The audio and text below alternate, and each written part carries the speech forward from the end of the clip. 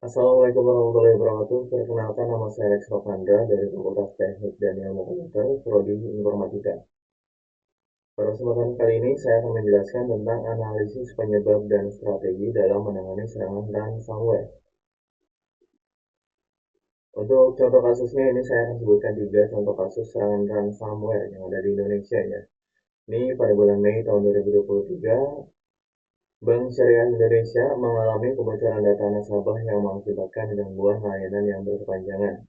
Dan pada bulan Desember 2021, Bank Indonesia Cabang Bengkulu terkena serangan ransomware Conti.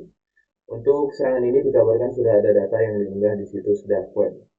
Dan serangan terbesar terjadi pada bulan Mei tahun 2017 pada RS Harapan Kita ya. Terkena serangan ransomware WannaCry. Serangan tersebut merupakan serangan terbesar di Indonesia bahkan dunia yang mengakibatkan pelayanan pasien terganggu. Dan buat teman-teman yang belum paham soal ransomware itu apa ya, ini untuk pengertiannya, ransomware adalah jenis malware yang mengancam untuk mempublikasikan data korban atau memblokir akses mereka sampai putusannya dibayarkan. Dan untuk sejarahnya, ini ransomware pertama kali muncul pada akhir tahun 1980-an dengan metode pembayaran melalui pos. Dan untuk saat ini transaksi lebih sering menggunakan mata uang kripto. Tujuan analisis. Pertama, pentingnya analisis penyebab. Menganalisis penyebab ransomware penting untuk memahami cara penyebarannya dan menemukan celah keamanan yang perlu diperbaiki. Yang kedua, tujuan strategi penanggulangan. Strategi penanggulangan bertujuan untuk meminimalkan kerugian akibat serangan ransomware serta meningkatkan kesiapan dan respon terhadap ancaman. Penyebab serangan ransomware. Untuk beberapa teknik serangan ransomware itu yang pertama ada teknik phishing ya. Phishing adalah teknik untuk menipu pengguna agar memberikan informasi pribadi atau mengunduh malware melalui email atau situs palsu. Dan untuk teknik serangan yang kedua itu ada exploit kit. Exploit kit adalah alat yang berisi berbagai script dan kode exploit untuk menyerang kerentanan tertentu pada perangkat lunak. Dan ini yang sering terjadi untuk serangan email berbahaya ya. Ini sama aja seperti phishing yang pertama tadi. Untuk email berbahaya ini mengandung lampiran atau link yang kita nggak paham itu apa gitu ya. Ketika dibuka akan menginstal ransomware pada perangkat korban seperti itu. Nah, untuk penyebab dari terjadinya serangan ransomware ini itu yang pertama ada kerentanan sistem. Kerentanan sistem terjadi karena software yang tidak terupdate ya. Yang pertama itu software yang tidak terupdate sering memiliki kerentanan yang dapat dieksploitasi oleh peretas untuk menginfeksi sistem. Dan untuk yang kedua, ini kerentanan sistem konfigurasi keamanan yang lemah. Jadi pengaturan keamanan yang lemah pada sistem atau jaringan membuatnya lebih rentan terhadap serangan ransomware. Dan ini salah satu faktor terbesar juga terjadinya serangan ransomware, yaitu faktor dari manusia atau human error. Untuk yang pertama, kelalaian pengguna. Kelalaian pengguna seperti mengklik link yang mencurigakan, membuka email yang tidak dikenal, atau menggunakan password yang lemah dapat memicu serangan ransomware tersebut ya. Jadi buat teman-teman yang barangkali nanti tiba-tiba di entah itu di device laptop, PC atau handphonenya terdapat ya ada yang mengirimkan tautan yang tidak tahu asal usulnya apa dan tidak jelas keterangan, ya itu jangan sampai diklik ya teman-teman. Jadi itu barangkali terindikasi untuk serangan ransomware seperti itu. Dan untuk yang kedua, ketidaktahuan tentang ancaman. Jadi banyak pengguna yang tidak menyadari betapa bahayanya ransomware dan tidak tahu cara melindungi diri mereka sendiri dari ancaman tersebut. Dan untuk yang ketiga, akses tidak sah. Akses tidak sah seperti penggunaan akun yang tidak diperbolehkan atau penyusupan ke dalam jaringan dapat memungkinkan penyebaran ransomware. Jadi buat teman-teman, ini yang dimaksud akses tidak sah itu Jadi barangkali teman-teman mengunjungi situs yang benar-benar teman-teman butuhkan banget gitu ya.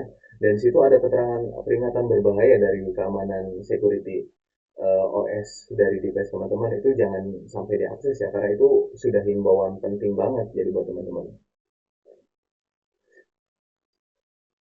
Strategi dalam menangani serangan ransomware. Untuk yang pertama itu ada pencegahan ya. Pencegahan itu mencakup dua, yaitu yang paling penting banget ini pelatihan keamanan cyber. Pelatihan keamanan cyber penting untuk meningkatkan kesadaran dan kemampuan karyawan dalam mengenali dan mencegah ancaman ransomware sebelum menyerang sistem. Nah, ini mungkin agak agak susah juga ya kalau buat pelatihan keamanan cyber ya. Ya minimalnya teman-teman baca dulu lah tentang bahaya serangan cyber gitu ya. Dan untuk yang kedua, pembaruan sistem secara berkala. Melakukan pembaruan sistem dan perangkat lunak secara berkala untuk memastikan bahwa semua celah keamanan ditutup dan sistem tetap terlindungi dari eksploitasi terbaru. Jadi pembaruan sistem ini fungsinya ya setiap kali kita memperbarui sistem atau OS sebuah perangkat ya gitu, itu pasti dari sistem tersebut juga otomatis mengupdate dari sistem security-nya juga. Jadi buat keamanannya pasti diperbarui lah seperti itu. Respon saat terjadi serangan. Jadi buat teman-teman semua yang ini buat mengantisipasi ya. Untuk respon yang harus dilakukan itu ada tiga ya. Yang pertama itu isolasi sistem terinfeksi. Jadi buat teman-teman segera memutuskan jaringan komputer yang terinfeksi dari jaringan utama untuk mencegah penyebaran ransomware ke perangkat lain dalam jaringan. Yang kedua, laporkan kepada otoritas berwenang. Menghubungi otoritas berwenang seperti Badan Keamanan Siber Nasional untuk melaporkan serangan ransomware dan mendapatkan bantuan dan menangani situasi. Ini agak kurang kurang kurang efektif juga ya untuk yang kedua ini, tapi nggak apa-apa, ini memang salah satu langkah yang harus dilakukan seperti itu.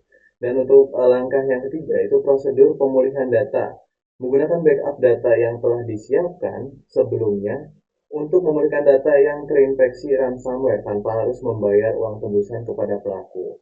Nah, jadi buat teman-teman, sebelum sebelum amit-amit terjadinya serangan ransomware kepada device-nya teman-teman, itu disarankan selain tadi mengupdate sistem security atau keamanan dari perangkat teman-teman, itu diharuskan juga ya sering-sering membackup data yang penting-penting dari perangkat teman-teman gitu. Jadi barangkali nanti terjadi hal seperti ini, teman-teman itu sudah siap dengan backupan data, jadi nggak perlu harus bayar uang tebusan. Dan kalau misalkan teman-teman bayar pun, data yang sudah di lock oleh pelaku itu pun nggak pasti balik gitu ya.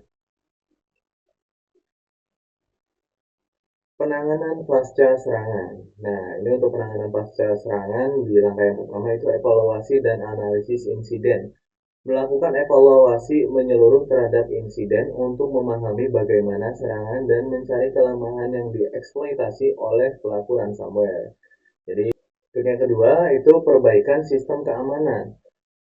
Mengimplementasikan perbaikan pada sistem keamanan berdasarkan temuan evaluasi untuk mencegah serangan serupa di masa depan dan memperkuat pertahanan cyber. Kesimpulannya, serangan ransomware adalah ancaman yang serius dalam dunia digital yang dapat menyebabkan kerugian finansial dan gangguan operasional. Seperti yang terlihat pada kasus WannaCry, Lockbit, dan Conti, serangan ini menginskripsi data penting dan meminta tebusan. Untuk melindungi diri, individu dan organisasi perlu mengambil langkah pencegahan seperti pencanangan data rutin, pembaruan perangkat lunak, penggunaan solusi keamanan yang kuat, waspada terhadap email mencurigakan, penggunaan sandi yang kuat, pemberantasan hak akses, peningkatan kesadaran pengguna, serta mengimplementasi firewall, filter lalu lintas, dan sistem deteksi ancaman. Ya, mungkin cukup seperti itu untuk penjelasan dari analisis penyebaran ransomware ini ya. Kurang lebihnya mohon maaf. Terima kasih. Wassalamualaikum warahmatullahi wabarakatuh.